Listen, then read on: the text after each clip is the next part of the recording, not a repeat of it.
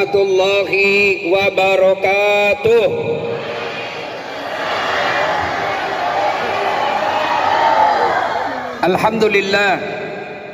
Alhamdulillahi rabbil alamin. Wa bihi nasta'inu ala umurid dunya waddin.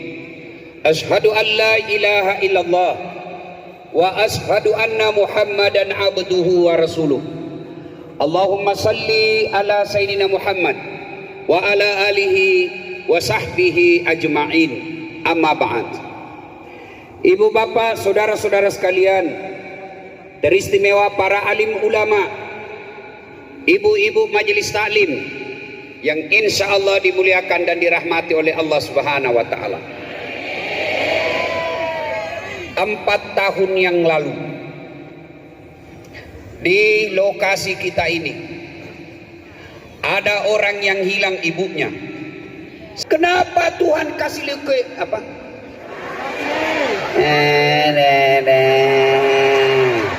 Ku pancing jago. Apa? Likuiditas. Ya kan? Ada yang bertanya, kenapa kasihan itu kena musibah? Dia orang baik. Kenapa itu lolos? Dia orang jahat. Kali ini saya akan uraikan, kita akan bahas kenapa turun azab Allah. Siapa yang hafal Asmaul Husna?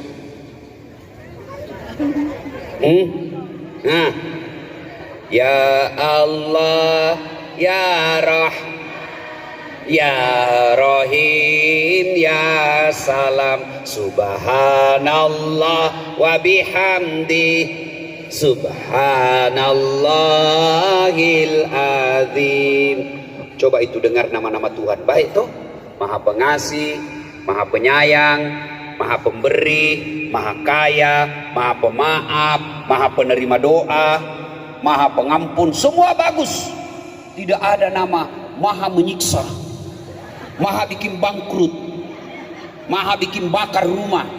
Semua baik toh? Iya. Iya. Lalu kenapa datang azab Allah?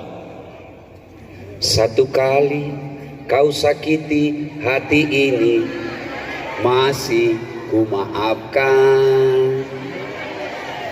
2 kali kau sakiti hati ini, juga ku maafkan. Tapi jangan sampai 3 kali. Jangan, oh jangan. Cukuplah sudah, cukuplah sudah. Jangan kau ulang lagi. Ini nasihat. 1 kali Allah masih ampuni kok. 2 kali Allah masih ampuni kok. 3 kali waspada kok. Maka apa sebab datangnya azab Allah?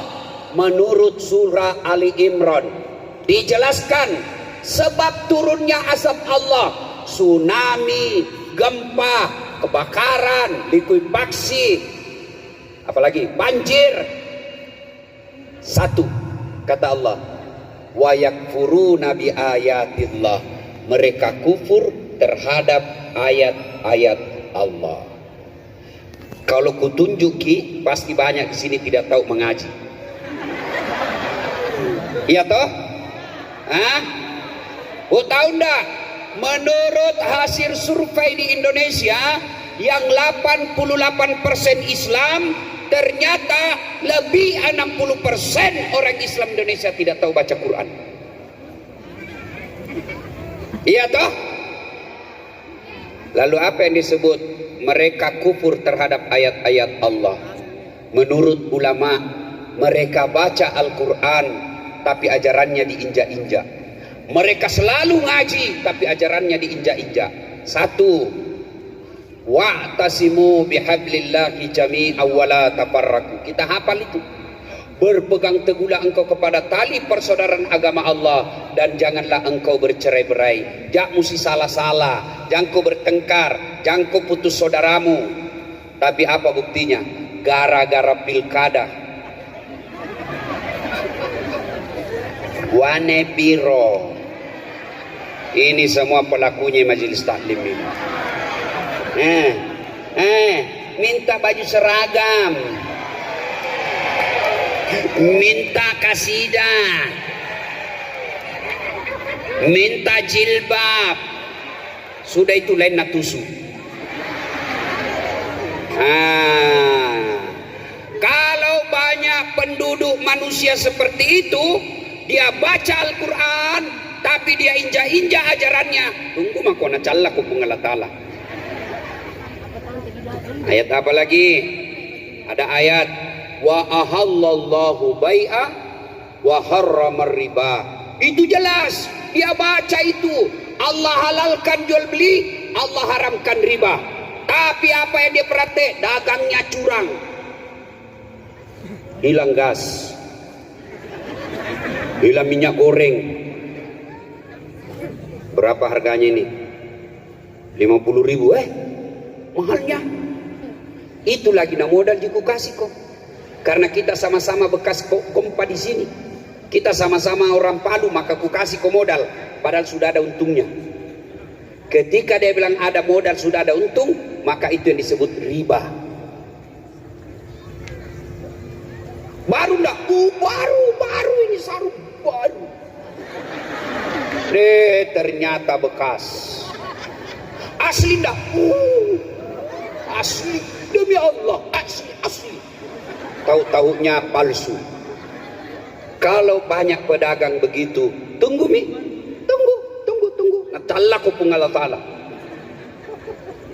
Kita baca lagi hadis Nabi, ayatul munafiqina thalatha. Ada 3 tanda-tanda orang munafik. 1, berkata dia bohong. Kapan banyak pejabat bohong? Tunggu nak gesok ku Allah Ta'ala. Dipercaya dia khianat, jadi penegak hukum malah mempermainkan hukum. Tunggu, azab Allah pasti turun. Loh, kita kan bukan pelaku Ustaz, mereka yang lakukan. Kenapa kita kena? Karena Bapak membiarkan kemungkaran, tidak melarangnya. Maka sama, asariku bisarru sarri, bersekutu dengan jahat pula hukumnya. Kita biasa masa bodoh, tidak mau. Jangan deh. Coba, pertama contoh. Di kampung ada yang mulai jual hamar. Apa di sini bahasanya hamar? Cap tikus. Cap tikus. Lem Korea na campur lem tikus. Mati ko beleng-beleng. Coba, maka ada yang berkata, ada di situ penjual hamar, penjual perempuan berzina, mabuk-mabuk. Apa kata kita? Tidak apa-apa, yang penting bukan rumah kita, yang penting dia tidak ganggu. Lama makin banyak. Akhirnya apa? Anak kita mulai kena. Makin menjadi-jadi. Sudah banyak anak-anak korban. Apa kata kita?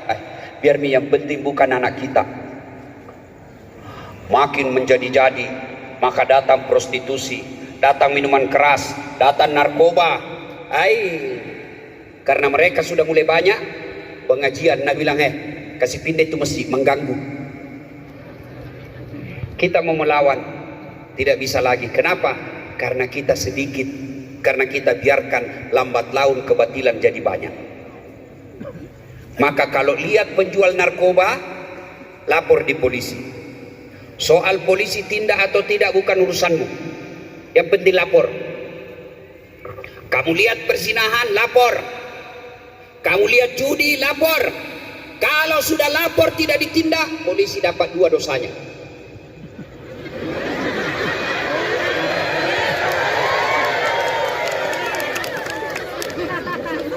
Belem Rambo.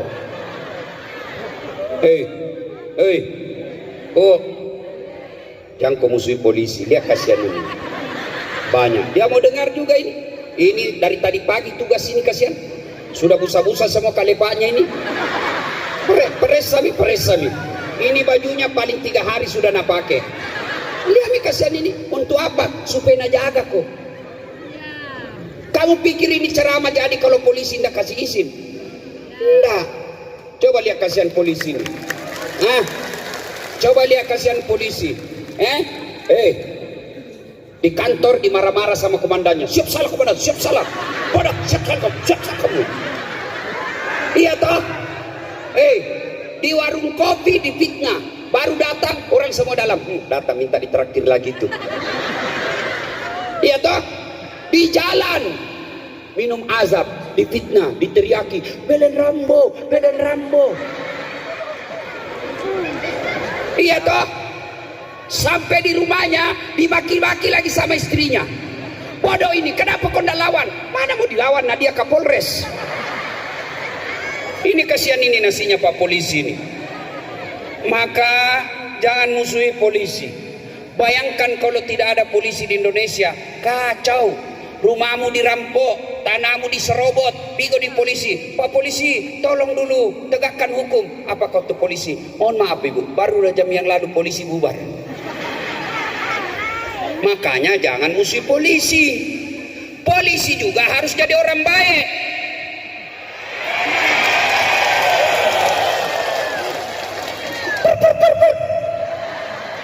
Kau melanggar. Kau tidak lihat ini? Saya lihat je Pak. Kenapa kau langgar? Saya tidak lihat Bapak. Kenapa kau tidak lihat saya? Bapak sembunyi di tikungan.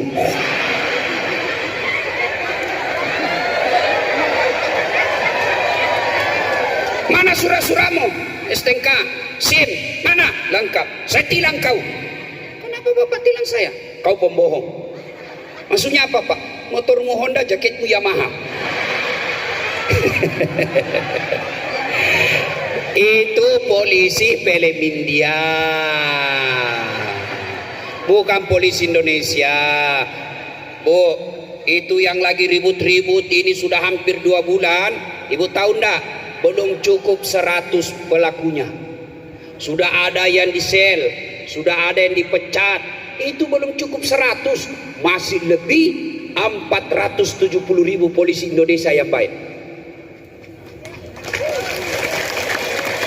Makanya Ibu, kalau anakmu mau jadi polisi, jangan kau sogok.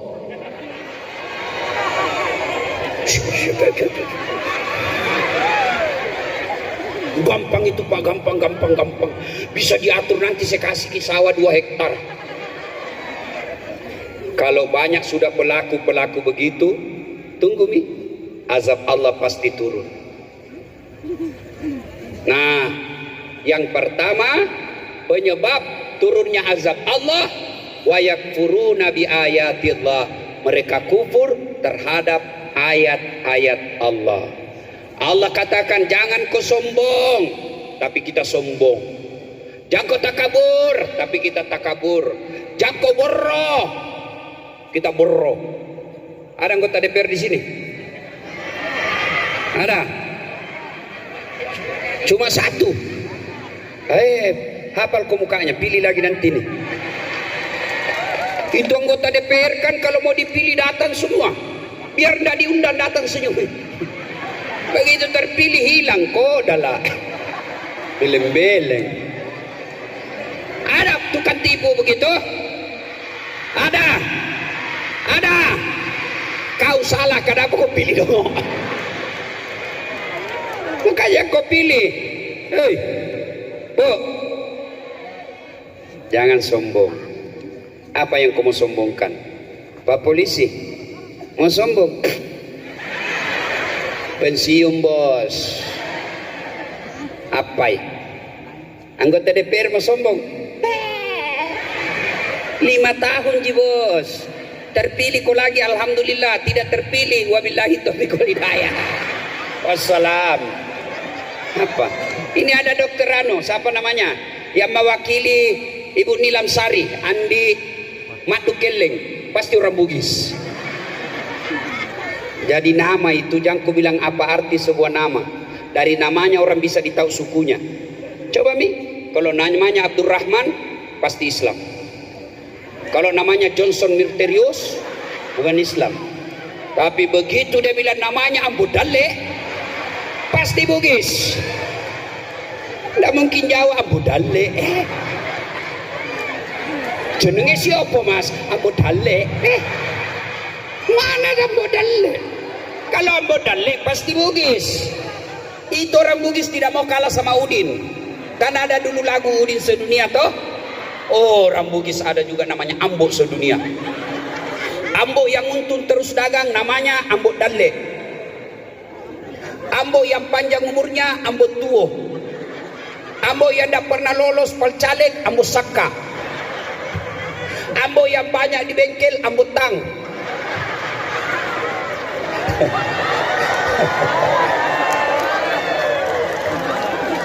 Makanya jangan bilang apa arti sebuah nama. Nama itu bisa ditahu, ya kan? Coba dari nama saya bisa tahu jenis kelaminnya. Siapa namamu? Fatimah. Tidak mungkin itu laki-laki. Kecuali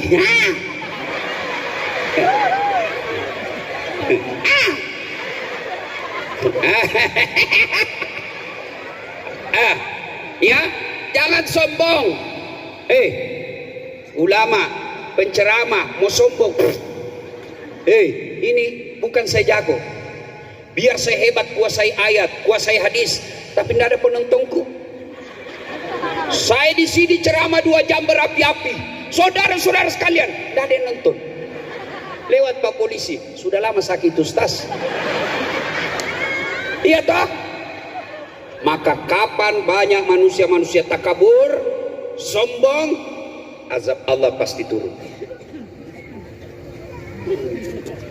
Yang kedua, penyebab datangnya azab Allah. Wa yaqtuluna anbiya'i bighairi haq. Mereka membunuh nabi secara tidak benar. Nabi lah mahasiswaku, nanda ada nabi sekarang ustaz. Betul, fisiknya kau tidak bunuh. Betul, jiwa raganya kau tidak bunuh. Tapi apa yang kau bunuh? Sunnah-sunnahnya. Ajaran-ajarannya kamu injak-injak. Orang yang pakai jenggot kau bilangi teroris. Kau juga yang pakai jenggot, jantungku bilang tidak sunnah yang tidak pakai jenggot. Saya kan juga anda pakai jenggot. Nah bilang apa kau dasar? Bicara sunnah-sunnah baru kau tidak sunnah. Kenapa kau bilang saya tidak sunnah? Buktinya tidak ada jenggotmu. Ya mau diapa kalau tidak mau tumbuh? Ya, Ibu. Kalau ada orang pelihara jenggotnya, itu dia cinta Rasul, dia sunnah. Jangan kau orang lewat dan bilang, jenggot kambing. Itu sunnah.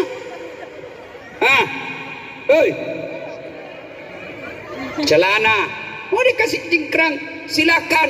Tapi jangan juga yang tidak cingkrang kau bilang dia tidak sunnah. Sunnah mulai kita tumbuh, kita buang. Sunnah mulai kita tinggalkan. Bangun rumah, sunnah. Kata Nabi, jangan kau menghadap ke kiblat toiletmu. Periksa rumahmu di rumah sekarang. Toiletmu menghadap kiblat atau membelakangi kiblat. Itu menginjak sunnah. Kalau kau menghadap dan membelakangi kiblat, kau injak-injak sunnah. Kata Nabi, jangan kau minum sambil berdiri. Tapi apa yang kita perhati kalau ada pengantin? Berdiri semua kita makan. Standing party. Standing party itu orang kampung. Apalagi kita injak-injak sunnah. Apa? Kata Nabi, jangan kau kencing berdiri. Kencing berdiri, kencing bersama dengan setan. Tapi apa yang kita perhati? Masih ada 1-2 tetes. Apa bukan dati? Memangnya kelereng. Jangan ribut bu, ini urusan laki-laki. Ributnya ini bu. Laki-laki jangan kencing berdiri. Kududuk itu sunnah. Tapi sejak kecil sampai sekarang kita selalu kencing berdiri. Itu kok injak-injak sunnah. Saya bayangkan bagaimana kalau ibu-ibu kencing berdiri nih. Banjir pak. Ribut satu kampung. Terjadi likuifaksi.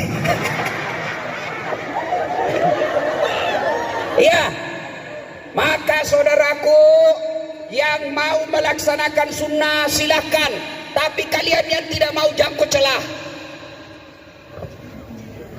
Ada orang kasihan, dia hanya bisa Senin Kamis. Ya, Senin Kamis. Ada orang dia hanya bisa parfum, karena pakai parfum itu sunnah bagi laki-laki. Perempuan boleh tapi jangan terlalu menyengat. Maka saya selalu pakai parfum. Kenapa? Karena banyak orang selalu foto-foto sama saya. Bayangkan kalau menempel sama ibu-ibu, selfie ustaz, selfie. Ulangi ustaz, kabur ustaz. Selfie. Dalam hatiku, nah biar kau ulang 10 kali dan mukamu kabur. Sama ini. Batina siaran langsung. Oke, tutup, Pak.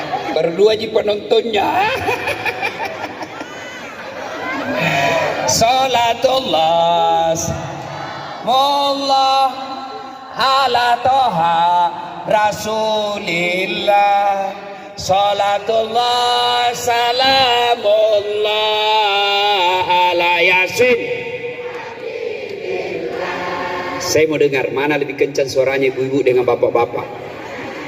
Karena saya lihat lebih banyak ibu-ibu. Masya Allah. Itulah kalau lebih banyak perempuan dan laki-laki, maka Islam membolehkan poligami.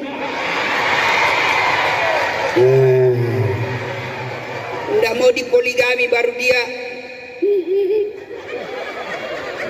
Ibu, oi. Itu laki-laki tergantung istri. Kalau kau hadir di hatinya suamimu, di mana saja dia pergi tidak tergoda.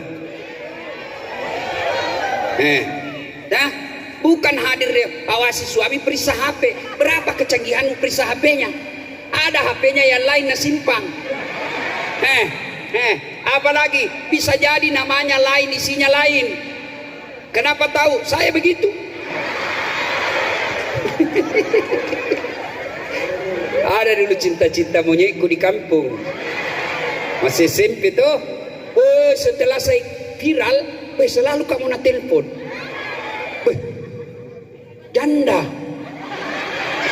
Saya mau terima teleponnya.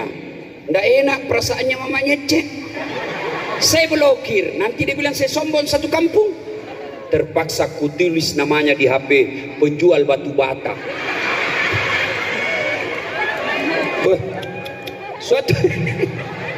Suatu ketika saya lagi duduk-duduk santai, tiba-tiba bunyi telepon dekat sama mamanya cek. Dia bilang, Ustaz ada telepon. Siapa sayangku? Dia bilang penjual batu bata. Saya tidak bisa panik. Santai. Kalau panik nak ketahuan. Santai. Saya bilang jangan angkat sayang, tagihan itu. Kan perempuan paling takut sama tagihan toh. Lolos saya, aman. Wah, beberapa hari kemudian pulang saya ceramah minum teh. Sayangku, bikinkan dulu teh. Dia bilang saya sibuk ini lagi ngajar receh mengaji. Kita bikin. Mana gula sayang? Dia bilang ada itu tulisannya di toples. Sudahlah, gula. Begitu kucampur minum, garam. Saya tanya kenapa kau tulis ini gula, naik sini garam? Dia bilang HP-mu juga lain kau tulis lagi sini. Bu, itu saja Ustadz, apalagi polisi, apalagi pengangguran. Ustadz saja ada modusnya, maka tidak mungkin kau bisa jaga suamimu. Bagaimana paling caranya Ustadz? Hadir kau di hatinya. Bagaimana caranya? Kau usahakan menjadi makhluk terhina dalam hidupnya. Mentong ini semua ini. Masya Allah. Kalau pika ceramah, nak kirimkan nggak video anaknya lagi najar membaca, nak ajar hafal-hafal surat pendek. Tenang perasaan. Ini pergi suamimu ditelepon, tidak ada kau di rumah. Pulang suamimu tidak ada makanan. Begitu lapar suamimu, dia bilang apa? Masuk Indomie. Banyak sekali perintahan ini. Apa? Istriku. Kenapa kau yang cemburu? Sudah itu, nak peluka. Baru nak usap dadaku di sini. Apa dia bilang? Ustaz, ridhoi saya. Ridhoi saya Ustaz. Tidak ada gunanya amalku kalau Ustaz tidak ridho sama saya. Apa? Dengan perasaan. Kamu mau pergi suamimu tidak kuliah? Hah? Pulang suamimu kau singgung. Berantakan rumahmu. Kelihatan tali BH. Nabi bilang suamimu kasih baik saya itu kelihatan semua tali BH-mu. Apa Nabi bilang? Jangan lihat BH-nya, yang penting rasanya bu. Ini semua ini. Malas masak, menendak-nendak saja kerjanya. Baik kalau cantik. Pulang ke pengajian ini, tahu ndak istri yang soleha itu? Istri yang soleha itu menyenangkan hati ketika suaminya ada di rumah. Kapan suamimu selalu gelisah ndak kita di rumah, ciri-ciri kamu bukan perempuan baik. Kapan suamimu selalu tidak betah di rumah, itu ciri-ciri suamimu sudah tidak baik, tidak tenang sama kamu. Bahkan Nabi bilang, andai saja tidak ada anak ulama mikut cerai itu istriku Ustaz. Malas, suka ngomel, tidak tahu didik anak, tukang gosip. Apa kelebihanmu? Coba bilang anak miliarder kok. Modal kerjanya suamimu kasih yang kasih. Coba dibilang cantik kok. Apa? Coba kalau datang suamimu kau peluk-peluk. Bila kamu di sisiku, hati rasa syahdu. Itu mama nyecek kalau marah-marah. Nabi bilang, Ustaz kenapa kau jarang sekali di rumah? Saya tidak marah, saya menyanyi saja. Tiap malam engkau ku tinggal pergi. Bukannya aku sengaja. Demi kau dan si buah hati, terpaksa aku harus begini. Masya Allah. Kalau dia lagi sakit, lagi capek, dongkol, susah aja rananya, saya peluk lagi, menyanyikan lagi. Insaflah wahai manusia, bila dirimu bernoda. Itu lagunya ibu-ibu dulu toh? Iya toh? Dialah pengasih dan nyayang kepada semua insan. Janganlah ragu atau bimbang kepada dan Tuhan. Itu lagu-lagu ibu dulu kan enak, nasihat. Iya toh? Sekarang lagunya ibu-ibu apa? Yo ayo. Yo ayo. Apa yo ayo apa? Majelis talim bede, tapi senam. Laki-laki di belakang, ibu-ibu di depan. Bajunya sempit, roknya sempit. Di depanlah ibu-ibu. 1, 2. Bapak-bapak di belakang. 3. Ini kau semua tuh. Ya. Apa beda? Coba kalau lagu-lagumu lagu-lagu suamimu kasih tanam perasaannya. Mungkin Tuhan mulai bosan melihat tingkah kita yang selalu salah dan bangga dengan dosa-dosa. Bagus kok itu lagu tuh.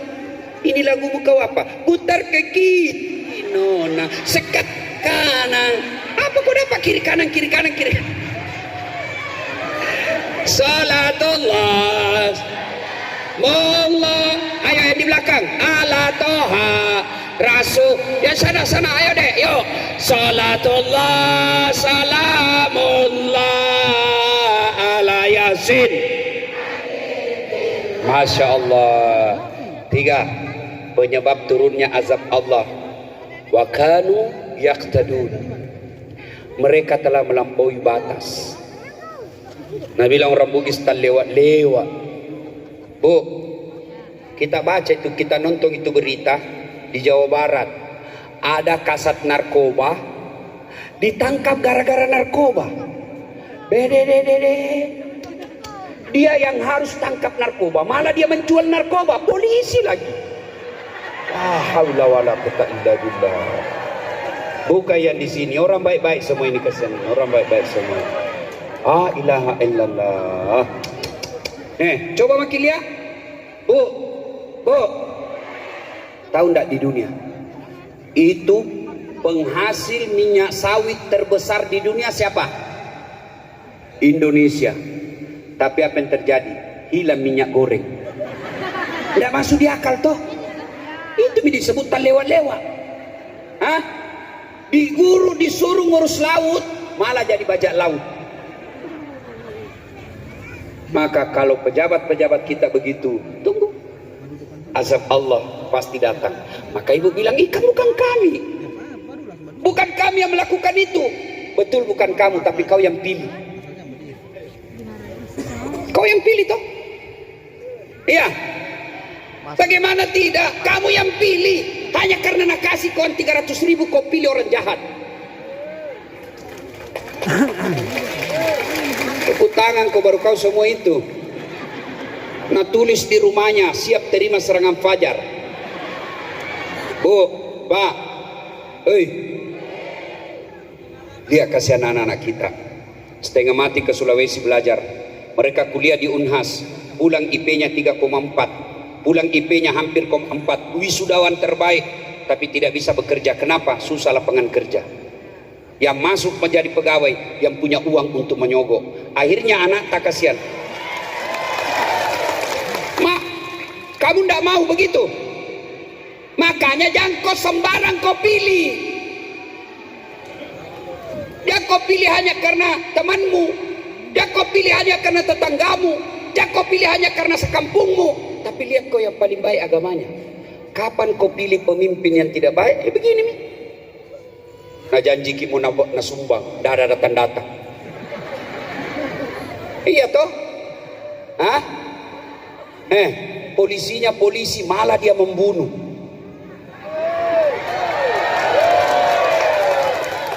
Nah suruh lagi anak buahnya akui. Kan ini jahat namanya. Mereka telah melampaui batas. Kalau sudah keterlaluan begini, maka jangan heran Indonesia, Allahu Akbar, kurang apa negara kita ini? Lautnya luas, wilayahnya besar. Bapak tahu wilayah Indonesia dari Sabang sampai Merauke. Kalau diangkat ini pulau Indonesia, diletakkan di atas Eropa, tertutup semua itu. Inggris, Perancis, Roma, Jerman, tertutup semua. Masih ada lebihnya Indonesia. Begitu besarnya negara kita. Penduduknya, orang lain penduduknya atas 100 juta. Mereka penduduknya, tahu penduduknya Malaysia, tetangga kita 48 juta saja satu negara. Kita hampir 300 juta. Kenapa tiba-tiba susah bensin? Karena kau pilih pemimpin yang jahat. Mau jadi wali kota harus siap 200 miliar. Saya kalau ada uangku 200 miliar Pak. Tahukah itu 200 miliar Pak?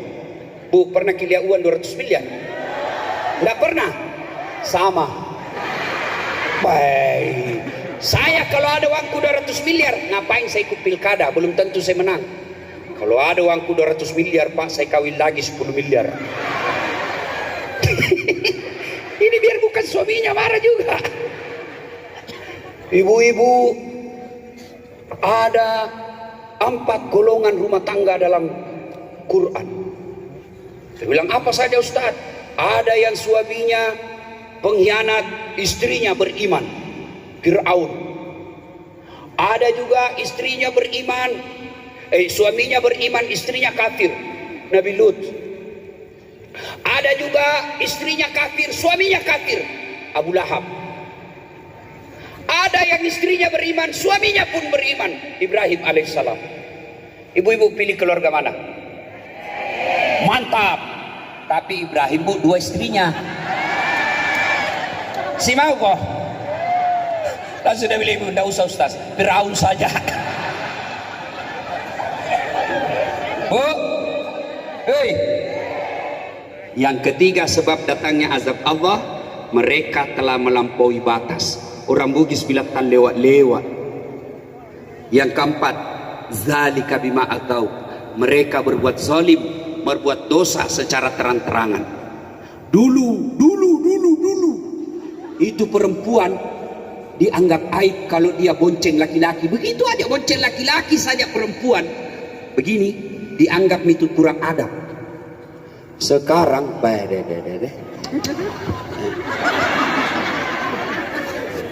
iya toh? Ya. Dulu kalau ada cewek lewat orang bilang, siapa anak itu pemalu sekali. Tidak ada dilihat. Semua tertutup dengan sarung. Dulu. Sekarang siapa anak itu kurang sekali malunya. Kelihatan semua kelihatan dadanya, kelihatan pahanya. Mau-mauku. La haula wala quwata illa billah. Kita nasisa. Lo oleh perempuan sekarang ndak malu lagi kelihatan dadanya. Coba itu ben-ben kalau joget, la haula wala quwata illa billah, na'udzubillah min zalik. Ini turun ke bawah, ini naik ke atas.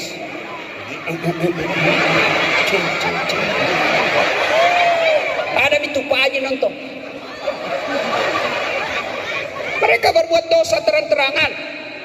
Kapan mereka semua lakukan ini? 4. Tunggu. Inna adzabi lazadid. Orang Bugis bilang, tajan ini lah calako. Tunggu asiksa kue. Maka ibu-ibu pertanyaannya lagi, bagaimana menghindari azab Allah? Ini sudah terjadi, jangan sampai terulang lagi. Maka menurut Al-Quran ada beberapa cara untuk menghindari tsunami, menghindari bencana alam. 1, makmurkan masjid. Datanglah berjamaah di masjid. Alhamdulillah di kampung ini saya lihat selalu ramai masjid, terutama kalau subuh. Penuh sampai di luar, tidak ada di dalam.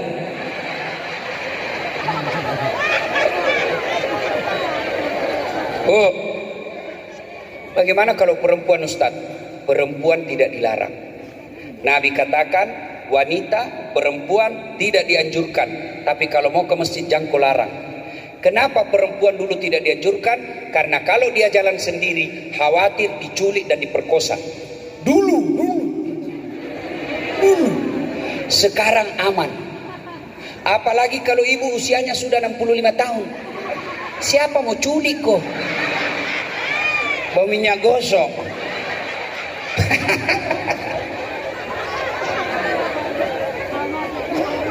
Kenapa orang malas datang berjamaah? 1, karena dia tidak lihat pahalanya. Coba kalau panitia, Ibu Nilam Sari, Pak Ahmad Ali berkatakan, siapa yang datang sholat berjamaah subuh, kami kasih pulsa 200.000. Saya yakin jam 5 sholat subuh, jam 2 subuh penuh masjid. Kenapa? Karena dia lihat pahalanya. Padahal Nabi katakan, andai saja kau lihat pahala berjamaah subuh, kamu akan datang ke masjid meskipun kau merangkak. 2, kenapa orang malas ke masjid? Karena dia tidak tahu pahalanya. Dengar bapak-bapak, pahala berjamaah. Bapak wudhu dulu, lalu ke masjid. Maka kata Nabi, kaki kananmu 1 pahala, kaki kirimu dosa kecilmu dihapus. Jadi kalau rumahmu 200 meter dari masjid, 400 meter PP. Kaki kanan 1 pahala, kaki kiri gugur dosa kecilnya. Berapa langkah kaki? Apalagi kalau kau jalan begini.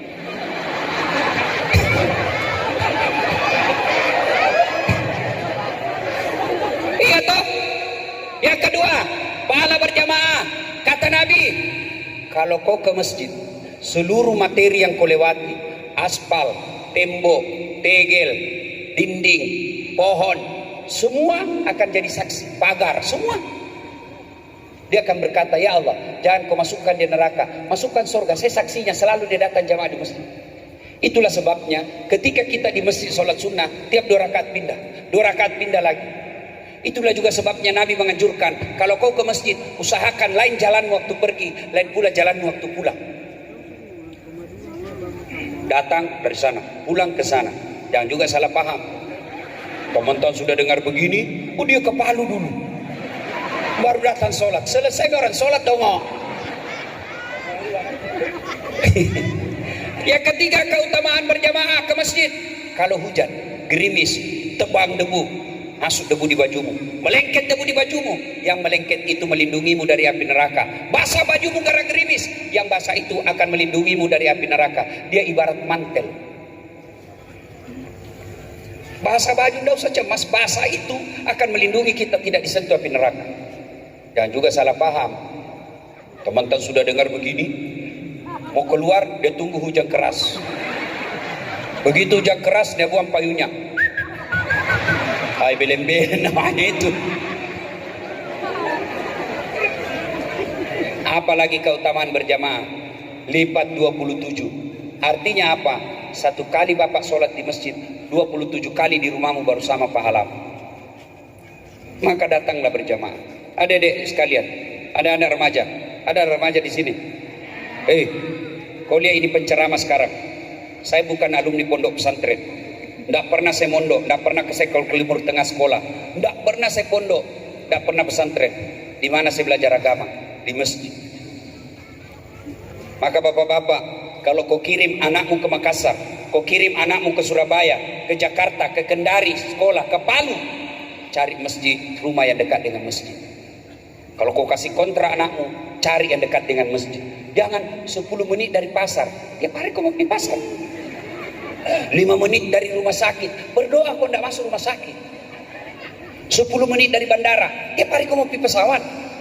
Yang penting 10 menit dari masjid, 5 menit dari masjid. Maka kalau mau terhindar lagi di sini, mari hidupkan salat jamaah.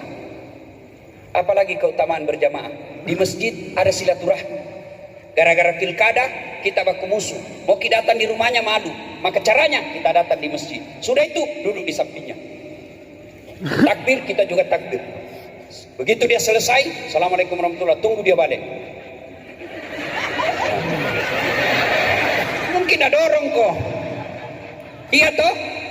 Apalagi di masjid ada doa bersama, ada imam, ada ulama, anak yatim, orang-orang teraniaya di dalam masjid. Imam memimpin doa, lalu kata semua amin, maka semua orang dalam masjid diterima doa.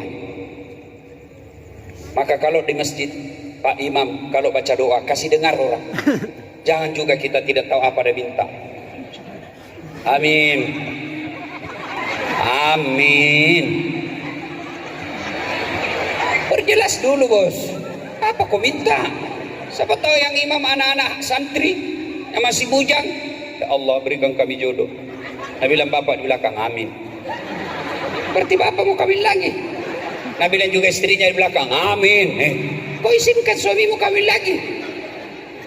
Ayo, banyak keutamaan berjamaah. Yang kedua, yang ketiga, kenapa orang malas berjamaah ke masjid?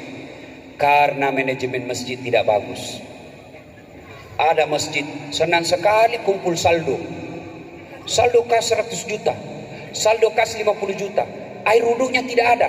Ini panitia yang begini kau nanti ditanya di akhirat. Kenapa kau simpan uangnya orang? Kasih jalan uangnya orang.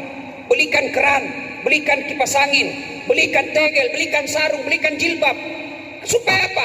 Jalan amalnya orang. Kau simpan saja, tidak jalan amalnya orang. Dengar ini kalau ada takmir masjid di sini. Saldo kas 100 juta. Begitu kita mau beran tidak ada airnya. Kalau kencing masih bisa ada teh begini selesai. Tapi kalau itu kuning, masa keluar begini? Ya. Apa lagi? Ada masjid di kampungku saya bikin Pak. Sudah 3 hari ini lomba 17-an. Karena acara ini saya tidak hadiri. Kemarin 2 hari yang lalu saya hadir. Lomba makan jalan kote. Yang paling banyak dia makan yang juara, tapi jalan koteknya pedis. Lomba pukul bantal, lomba tarik tambang, lomba mencari suami. Allahu Akbar. Masjid saya dibawanya kolam,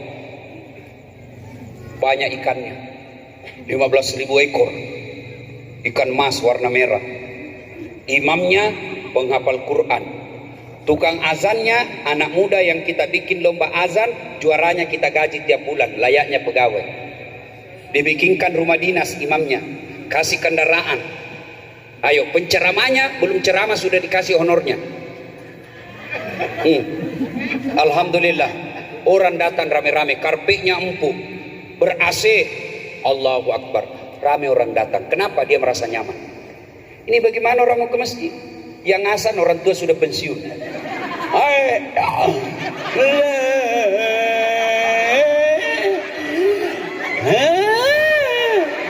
La ilaha illallah. Apa orang mau datang ke masjid? Jengkel kita. Baru Allahu Akbar, itu lagi yang azan, itu lagi.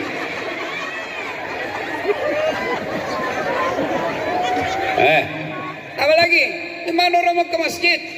Kerannya jelek, karpetnya sudah 7 kali lebaran tidak pernah diganti, banyak semutnya, banyak teh cicaknya. Kita sujud bengkak bibir. Kenapa? Digigit semut.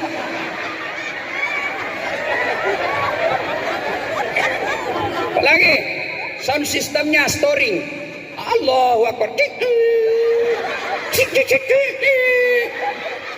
Mana orang mau ke masjid? Nah, apalagi penceramah, mulai salam pertama sampai terakhir neraka saja terus nak cerita. Kamu akan dimasukkan ke dalam neraka.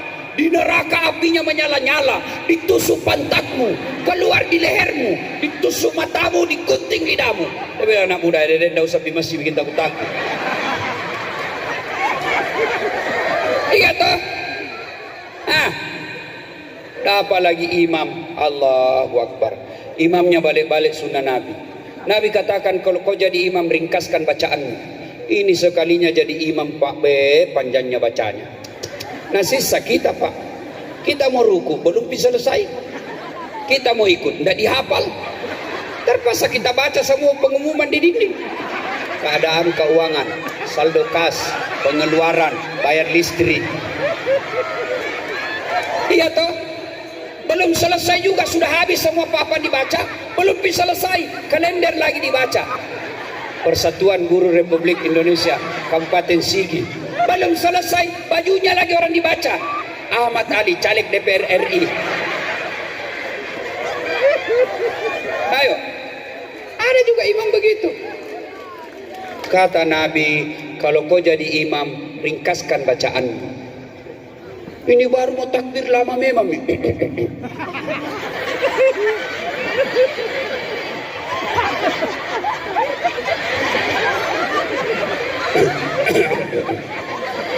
Apa aja tuh nak tinggal langka. Iya. Coba kalau kita baca Qul huwallah, anak-anak juga ikut. Kenapa? Dia hafal. Iya toh. Kemudian kata Nabi, ringkaskan. Kenapa ringkaskan? Karena tidak ditahu ini di belakang macam-macam urusannya. Ada ibu-ibu yang gemuk tidak bisa lama berdiri. Ada juga ibu-ibu yang tahan kentutnya. Ada bapak-bapak baru beli sepatu baru, dia lupa simpan baik-baik. Waduh, hilang sudah sepatu saya. Ada juga ibu-ibu yang lupa tutup ikannya. Wih, capu di balik capu. Iya toh? Maka kata Nabi, ringkaskan. Yang kedua, baca yang umumnya orang hafal. Supaya apa? Ketika salah imam kita bisa bantu. Coba kalau yang baca Wadduha, salah kita bisa bantu.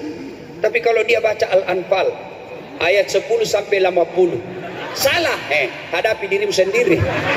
Saya suruh kau bikin susah, cilaka. Ada ini terutama anak-anak remaja ini. Kalau dia hafal Quran, dia suka baca yang panjang-panjang dan hanya dia yang tahu. Dan kadang-kala pernah ada imam kasih tahu, Kak, biasa juga katanya kalau tidak tahu sambungan, sambaran sambung. Karena kita juga tidak tahu apa sambungannya itu.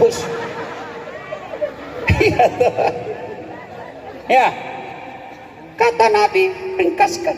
Ada ceritaku ini. Imam dites penghafal Quran, kau jadi imam nak? Nah pesantren, pulang kampung, Al-Fatihah lancar, dia baca surah yang hanya dia hafal. Tiba-tiba ada cicak jatuh, kena telinganya, stres, hilang hafalannya, dan tak tahu apa sambungannya. Apa sambungnya ini? Suasana hening, diam semua orang masjid, tidak ada. Langsung dia bilang, Pak Imam, tolong bantu di belakang. Dia bilang di belakang, saya juga tidak tahu. Tiba-tiba ada anak muda berteriak, dia bilang, sudah kalau begitu Allahu Akbar. Siapa salah? Siapa salah? Imam. Ini ada kejadian waktuku kecil. Imam sujud lama sekali. Kenapa imam lama sekali? Tidak seperti biasa. Ada temanku nangka kepalanya. Langsung, hilang imam. Ternyata yang ditunggu tidak ada di tempat. Dia keluar pakai pintu samping, Pak. Kacau, ribut, Pak. Tidak ada imam, siapa lanjutkan? Selesai sholat ditanya, Pak Imam, kenapa kau tinggalkan saf? Apa dah bilang Pak Imam? Kentut, Kak.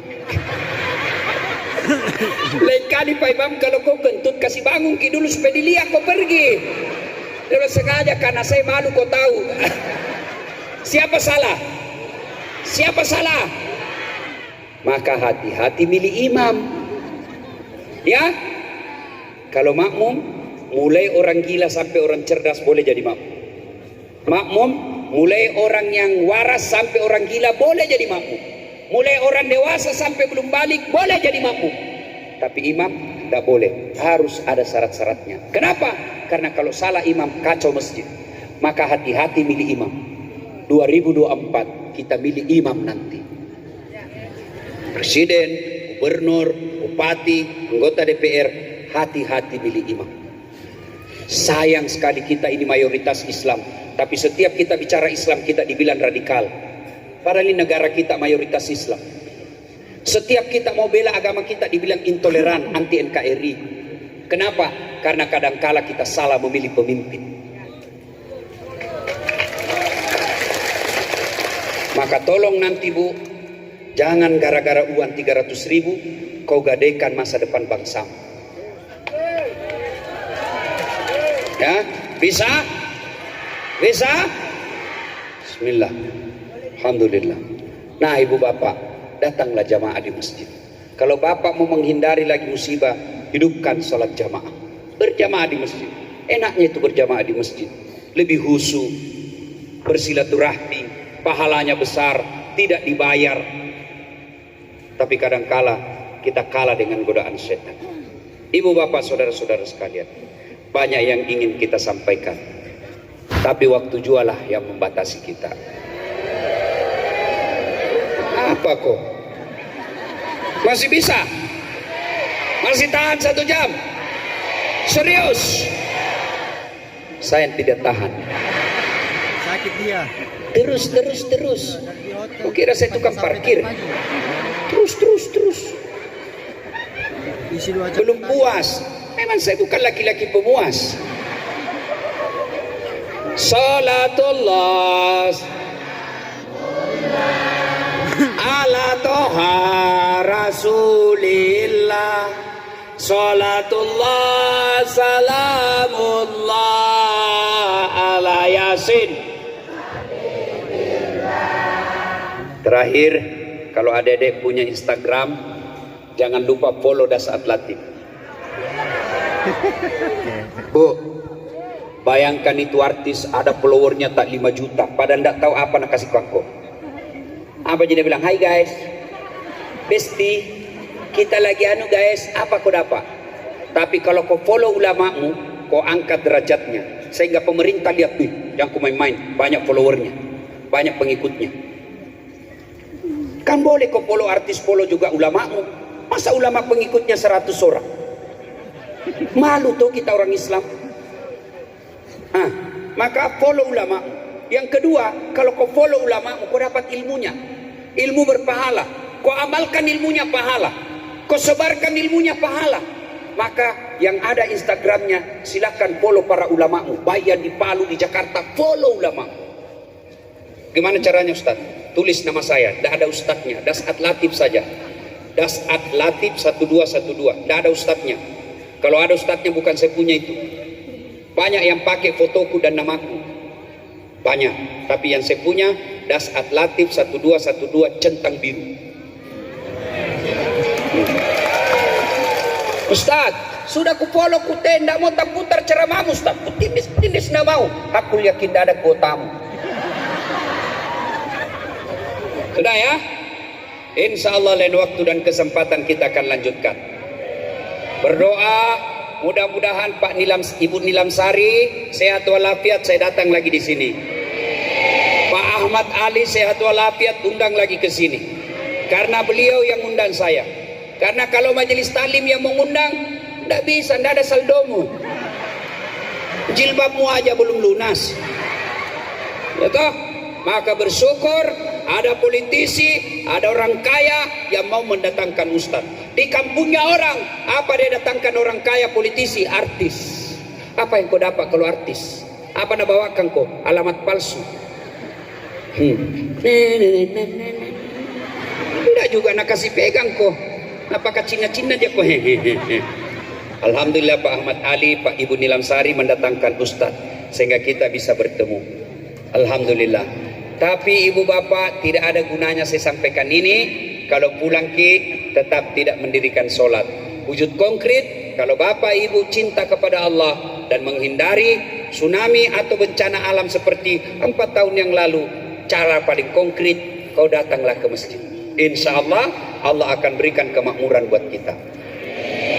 Terima kasih, lebih dan kurangnya mohon dimaafkan. Usikum wa nafsi bitaqwallah. Assalamualaikum warahmatullahi wabarakatuh.